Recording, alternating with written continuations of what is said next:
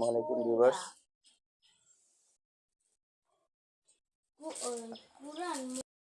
তৈলাক্ত খাবার, অধিক মশলাযুক্ত খাবার, অপরিষ্কার পানি খাওয়া, বাসি খাবার ইত্যাদি খেলে পেটে সমস্যা হয়। এদের দাঁত ওঠার সময় দেখা দেয়। এর প্রাথমিকভাবে যে চিকিৎসাটা করতে হবে, সেই চিকিৎসা করার জন্য স্যালাইন খেতে হবে।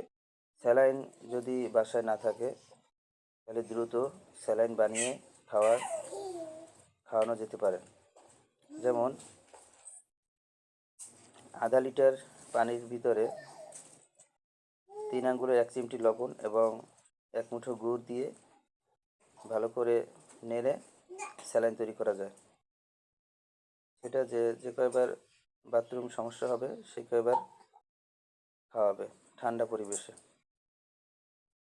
যদি সুস্থ হয়, ভালোর দিকে যায়, তখন জীবিত মাছের ঝোল অনেক উপকারী।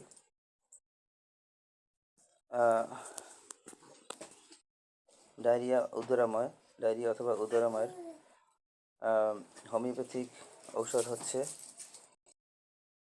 পডোফাইলাম। উদরাময়ের জন্য মারাত্মক ভালো কাজ করে। 2-3 দিন সেবন করলেই আপনার সমস্ত সমস্যা প্রথম দিনেই দূর হয়ে যাবে। তবে হোমিওপ্যাথিক ঔষধ লক্ষণ ভেদে খেতে হবে, লক্ষণ অনুযায়ী খেতে হবে। লক্ষণগুলো যদি তরল মল কিন্তু পরিমাণে অধিক, যদি পায়খানায় দুর্গন্ধ থাকে, সকালের দিকে বেশি হয় এবং বিকালের দিকে পায়খানা কম হয়, পেটে যদি কোনো ব্যথা না থাকে তাহলে পডোফাইলাম ভালো কাজ করে। এর পাশাপাশি আরও 2টি ওষুধ আছে। ওষুধ দুটি হচ্ছে নেট্রাম ফস এবং নেট্রাম সাল 12x।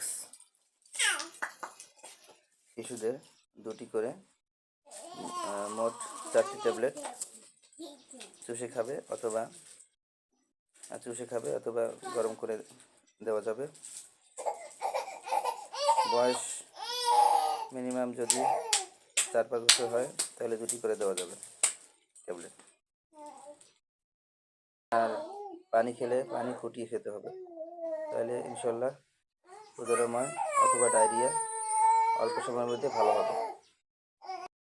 আমার ভিডিওটি দেখার জন্য আপনাদেরকে অসংখ্য ধন্যবাদ।